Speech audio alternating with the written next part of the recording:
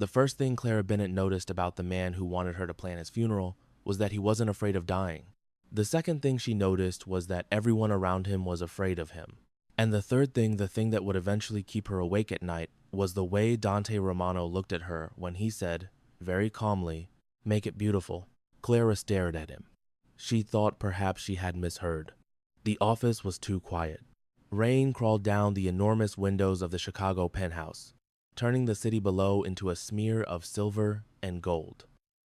Behind Dante stood 4 men in dark suits, all perfectly still.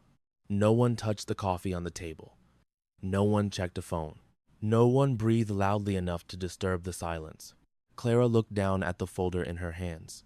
Romano Estate Private Ceremony. She looked back at him. "You're asking me to plan a funeral?" "Yes, for someone who is..." She hesitated. Dante's eyebrow lifted. "Alive?" One of the men behind him looked away. Dante didn't smile. "Very much alive." Clara swallowed. "This is a joke." "No." "Then you're insane." A dangerous silence followed. Clara immediately regretted saying it, but Dante simply leaned back in his chair. "I've been called worse." He was younger than she expected. 39, according to the information she'd been given. Tall, broad-shouldered, impeccably dressed in a black suit with no visible designer label. His dark hair was combed neatly backward. His face was sharp, controlled, almost unnervingly calm. But his eyes were different. Gray, not cold, tired. Clara had seen those eyes before. Not on him. On people who had spent years carrying something they couldn't put down. She opened the folder again. "Why me?" "Because you don't work for me." "That doesn't answer the question." "It does." "No, it doesn't." The man behind Dante shifted. Dante raised one finger. The man stopped. Dante's attention never left Clara. "You've planned state dinners, celebrity weddings, political fundraisers, and 3 memorial ceremonies. You researched me. I research everyone who enters my life." Clara felt a chill. That's not reassuring. It wasn't intended to be. She closed the folder. "I'm not planning your funeral. You already agreed to the meeting. I agreed to hear the proposal. And you heard it." "Yes." "So?" "So no." Dante stared at her for several seconds. Then he reached into the inside pocket of his jacket. Clara stiffened. He pulled out an envelope. Not a gun. An envelope. He placed it on the desk. "You'll take this." She didn't move. "What is it?" "Your advance." "I don't want your money. You haven't opened it." "I don't need to." "Open it." Clara did. Her breath caught. It wasn't money. It was a photograph. An aerial photograph of a cemetery. And beneath it was a handwritten note. October 17, 3 days from now. Clara looked up. Dante's expression had changed. Only slightly. But enough. "That's the date of my funeral." Her heart began to beat faster. "You said you're alive." "I am." "Then why October 17th? Dante's eyes hardened. "Because someone believes I won't be." The room seemed to shrink around her. Clara looked again at the photograph. A funeral wasn't being planned for Dante. It was being scheduled. There was a difference. And suddenly she understood why the envelope felt heavier than it should. "Someone is trying to kill you." Dante didn't answer. "You want me to help you find out who?" "No." Clara frowned. "No? I already know someone inside my organization wants me dead." She stared at him. "Then what do you need me for?" Dante leaned forward. His voice dropped. "I need to know who." That was how Clara Bennett walked into the most dangerous week of her life. She just didn't know yet that the man sitting across from her had already made a decision. If someone tried to hurt Clara because of him, he would burn every piece of his empire to keep her alive. And he was terrified of how quickly that instinct had begun. 3 days later, Clara stood beneath a chandelier worth more than her apartment building. The funeral hall was enormous. White marble, black lacquer, thousands of white roses, tall candles, a polished black coffin positioned at the center of the room. Everything was elegant. Everything was expensive. Everything was completely insane. Clara looked at the seating chart. 240 guests. Dante stood behind her. Too many? Too few. He glanced at her. "Explain. If someone important dies, people come to be seen." "That's true. If a mafia boss dies, people come to make sure he's actually dead." Dante's mouth twitched. It wasn't quite a smile. Clara noticed. You're enjoying this. No, you are. I enjoy watching you work. She turned. He was closer than she expected. Much closer. His voice remained calm. You notice things other people miss. Clara looked away. It's my job. No. Dante's eyes remained on her. It's who you are. Something about the way he said it made her uncomfortable. Not because it was threatening. Because it sounded like he meant it. Clara stepped away. I need the final guest list. You'll have it. And security? Handle. And the flowers? Handle. And the coffin? Handle. She sighed. Then what exactly am I doing here? Dante looked toward the coffin, making sure everyone believes I'm dead. Clara followed his gaze. She suddenly understood. The funeral wasn't preparation. It was theater. A performance designed for the people who wanted him gone. And Clara was directing it.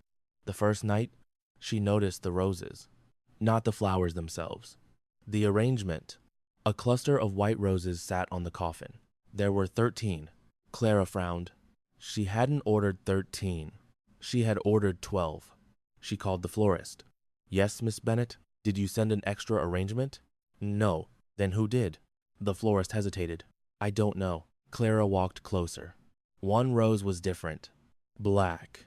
Hidden beneath the white ones. Her fingers stopped inches above it. Dante appeared behind her. What is it? She pointed. He looked down. His expression changed instantly. Everyone out. The room emptied. Within seconds, Clara and Dante were alone. He approached the coffin. He didn't touch the rose. Where did this come from? I don't know. Dante's jaw tightened. Do you know what it means? Clara shook her head. He looked at her. It means someone knows about the funeral. Her stomach tightened. But everyone involved knows. No. He stepped closer. Everyone involved knows there is a funeral. He looked at the black rose. Someone knows why. Clara felt suddenly cold. Dante took her wrist. Not roughly. Firmly. From now on, you don't go anywhere without one of my men. She pulled her hand back. No. His eyes narrowed. Clara, I can take care of myself. This isn't about whether you can. Then what is it about? Dante stepped closer. It is about whether the people watching me know you matter. Her breath caught. What does that mean? His expression remained unreadable. It means they may already know. The next morning, Clara found an envelope under her apartment door. Inside was a photograph. Here, walking into the funeral hall. On the back were 5 words. You don't know who he is. Clara stared at the photograph. She knew that. She knew exactly who Dante Romano was. At least, she thought she did. Then she turned the photograph over. There was another sentence. Ask him about your father. Her hands went cold. Her father had been dead for 11 years. He had never mentioned Dante Romano. Never. Clara called Dante. He answered immediately. Where are you? My apartment. Stay there. I found something. Silence. What? She sent him a picture. His reply came almost instantly. I'm coming. 23 minutes later, black SUVs stopped outside her building. Dante walked through the lobby. Clara watched from behind her apartment door. 3 guards remained outside.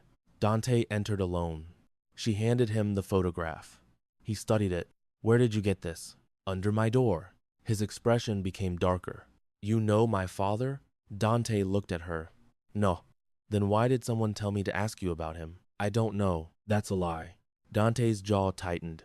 Your father was Daniel Bennett. Yes. He worked as a financial investigator. Clara's eyes widened. How do you know that? Because he investigated one of my father's companies. She stared at him. My father never told me. He was protecting you. From what? Dante didn't answer. From whom? Still nothing. Clara stepped closer. You brought me into this. I didn't. You hired me. Yes. You knew my father was connected to your family. Yes. She stared at him. You knew before you hired me. Dante looked away. For the first time since she met him, Clara saw something close to guilt. That frightened her more than his anger ever had.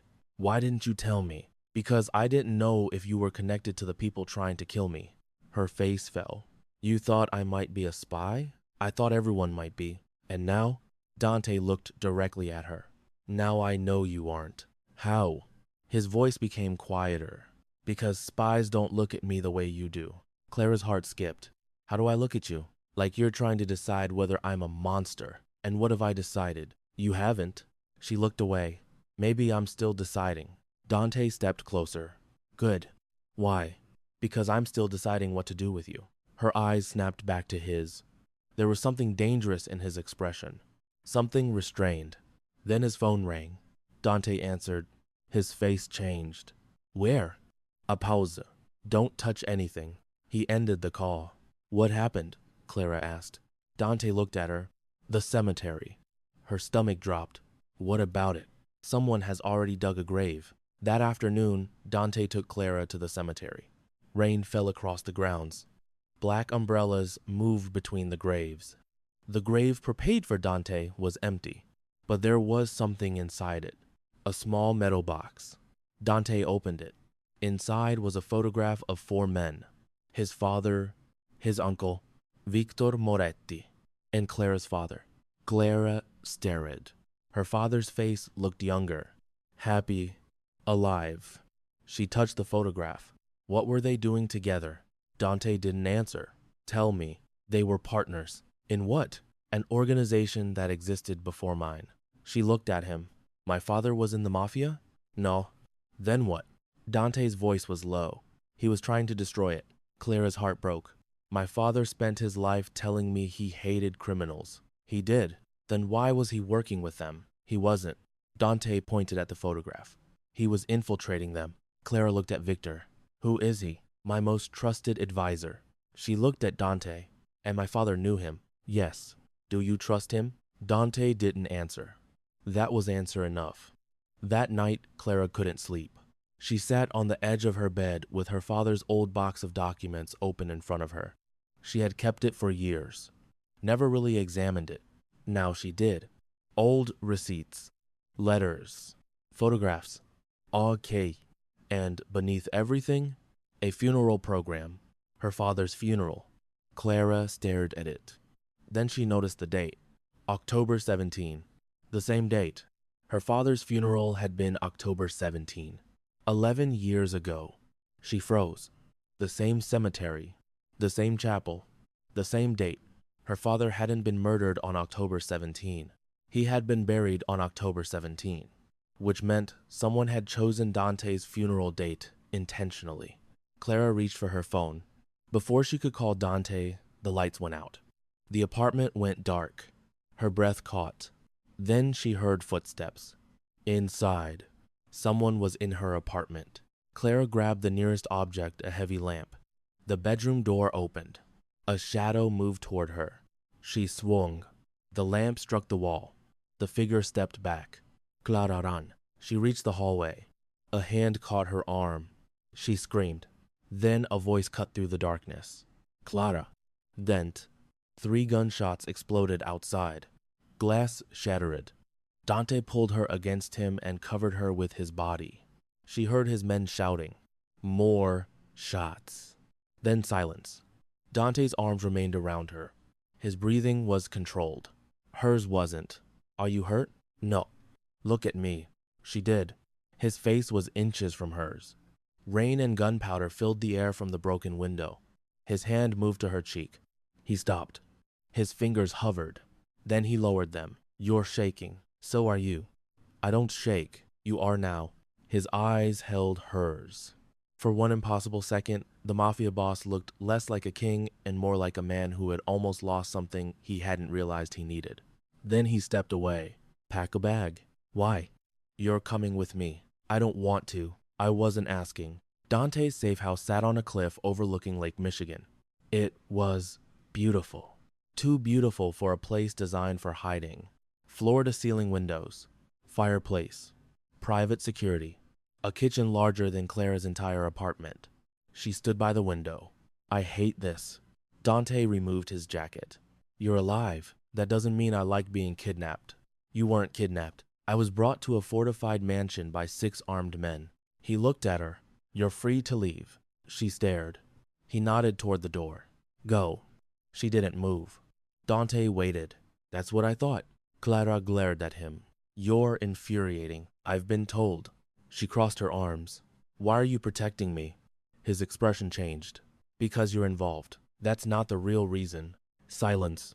Then he looked toward the lake. My mother was killed when I was 17. Clara said nothing. My father blamed himself. He paused. Victor blamed the family. His eyes darkened. I blamed everyone. And now? Now I know my mother was killed because she discovered someone inside our organization was selling information. Clara slowly understood. The same person? Yes. Victor? I don't know, but you suspect him? Yes. Then why keep him close? Because if Victor is the traitor, he won't expose himself while he believes I trust him. Clara looked at him. And the funeral? Dante nodded. I'm giving him the opportunity to kill me. She felt sick. You're using your own funeral as bait. Yes. And if it works, I find him. And if it doesn't? Dante looked at her. Then I'm still alive. Clara shook her head.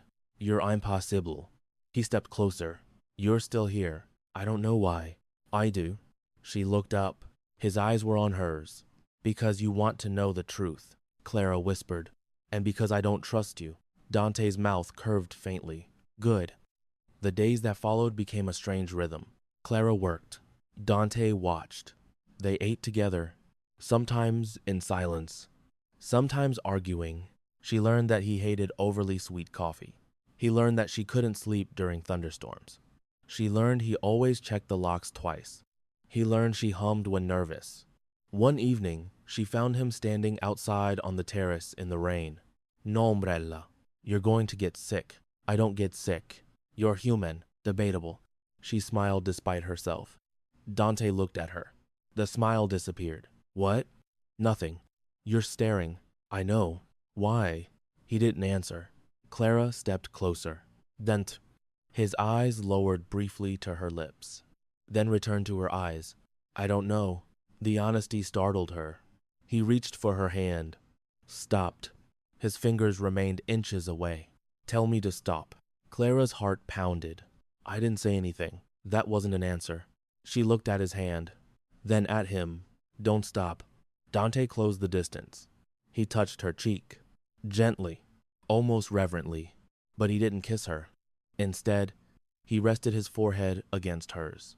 That's the problem. What is? I've wanted to do that since the first day. Clara's breath caught. Why didn't you? Because wanting something doesn't mean I deserve it.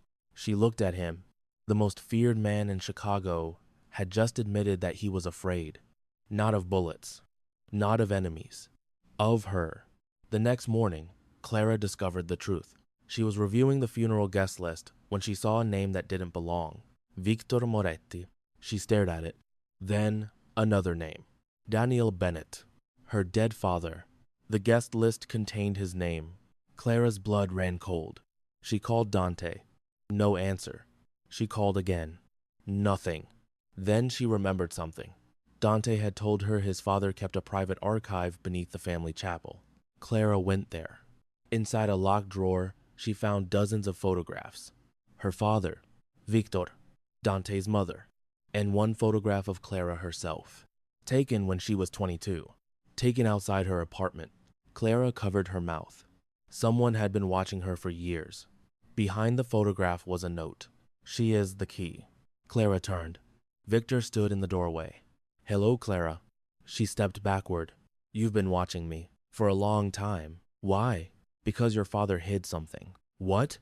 Victor smiled. Your father didn't destroy the organization. He stepped inside.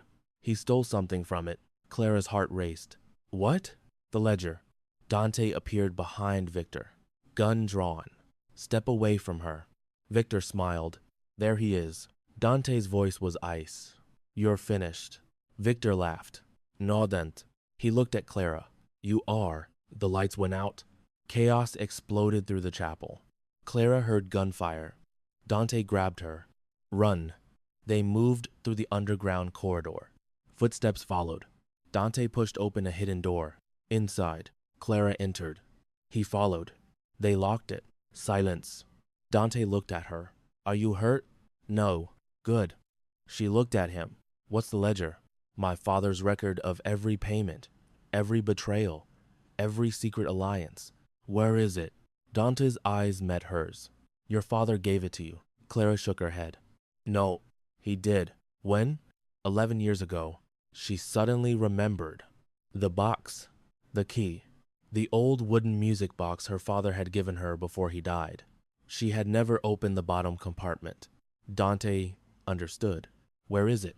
At my apartment. His expression hardened. Then we're going back. The funeral began at midnight. The guests arrived wearing black. Politicians. Businessmen. Mafia families. Police officers pretending they weren't watching. Every person who entered believed they were attending the funeral of Dante Romano, except Clara. She knew Dante was hidden beneath the chapel. The coffin was empty. The lights dimmed. Victor entered. He smiled. Clara stood near the front. Her heart hammered. Dante's plan was simple. Victor would reveal himself. But Clara knew something else. Victor wasn't alone. The rival families were there. The entire room was surrounded. Victor walked to the coffin. He placed a black rose on top, then whispered. Finally, Clara stepped forward. Looking forward to inheriting? Victor turned. Everyone went silent. You're braver than your father. My father wasn't afraid of you. He should have been. Clara smiled. You made one mistake. Victor frowned. You assumed Dante trusted only people who feared him. The doors opened. Dante walked in. Alive. The room erupted. Victor's face went white. Dante walked slowly toward him. You wanted a funeral. He stopped. You got one. Victor reached for his weapon. Dante's men surrounded him. Victor laughed. You think you've won? Dante shook his head. No. He looked toward Clara. She has. Clara opened the old music box. Inside was a small data drive. Every transaction, every name, every betrayal. Everything. Victor stared at it. No. Clara stepped toward him. My father spent 11 years waiting for someone to finish what he started. She held up the drive. That person was me. Victor lunged. Dante moved first. He pulled Clara behind him. His men restrained Victor. The room erupted into chaos. But Clara barely heard it. She was staring at Dante. His hand was still wrapped around hers. He hadn't let go. 3 weeks later, the Romano Empire began to collapse. Dante turned over evidence to federal investigators. He dismantled the operations Victor had built. Some men disappeared. Others were arrested. In Dante, he sold half his legitimate businesses. He kept only the companies that could operate without blood money. Clara expected him to disappear. Instead, he showed up at her office one rainy afternoon. No guards. No black SUVs. Just Dante, holding 2 coffees. You're late, she said. He looked at his watch. 4 minutes. You're usually early. I was nervous. Clara blinked. You? Yes. Why? He placed the coffee on her desk, then reached into his coat. Clara froze. Dante pulled out a small black box. He opened it. Inside was a ring. Simple, elegant, not extravagant. She stared at it. Then, I know. He stepped closer. I know who I was. She looked up. And who are you now? He smiled faintly, still figuring that out. He took her hand. But I know what I want. Clara's eyes filled with tears. What? You. She laughed softly. You're still terrifying. I know. You're still controlling. I know. You're still impossible. I've been told. She smiled. And you're still not allowed to plan your own funeral. Dante finally laughed. A real laugh. Quiet. Warm. Almost unfamiliar. I'll leave that to you. Clara looked at the ring. Then back at him.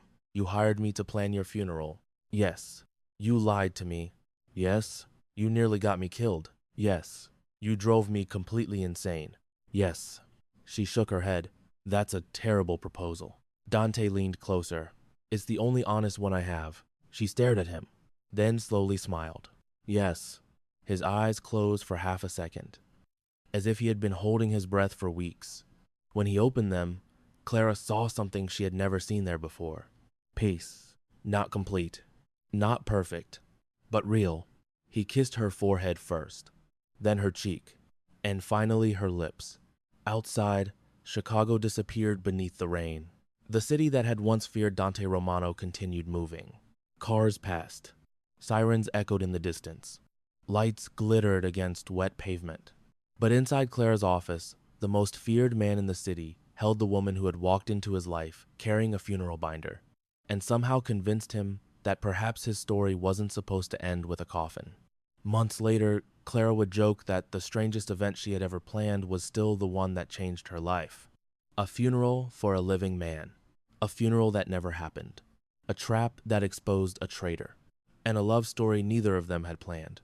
But sometimes, the most dangerous things in life were not the things that tried to kill you. Sometimes they were the things that made you want to live. For Dante Romano, Clara was that thing.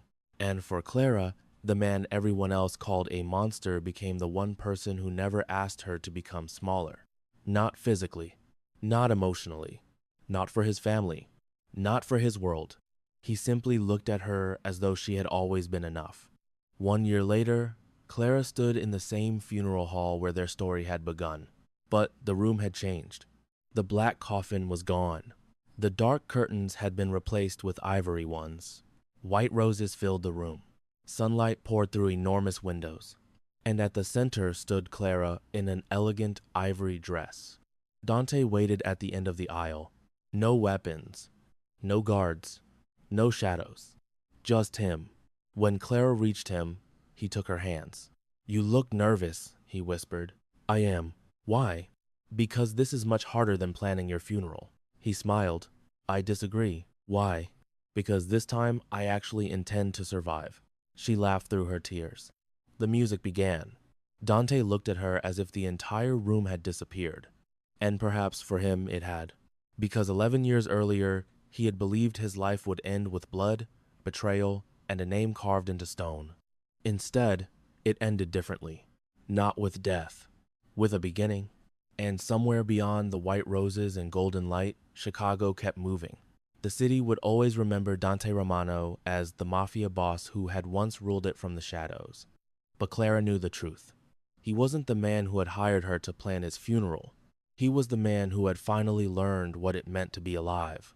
And every time he looked at her, he remembered the woman who had walked into his darkest room carrying a binder, 1,000 questions, and absolutely no idea that she was about to become the only person he would ever choose over his empire.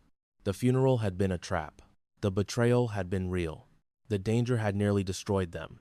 But love was the one thing neither of them had planned, and that was exactly why it survived.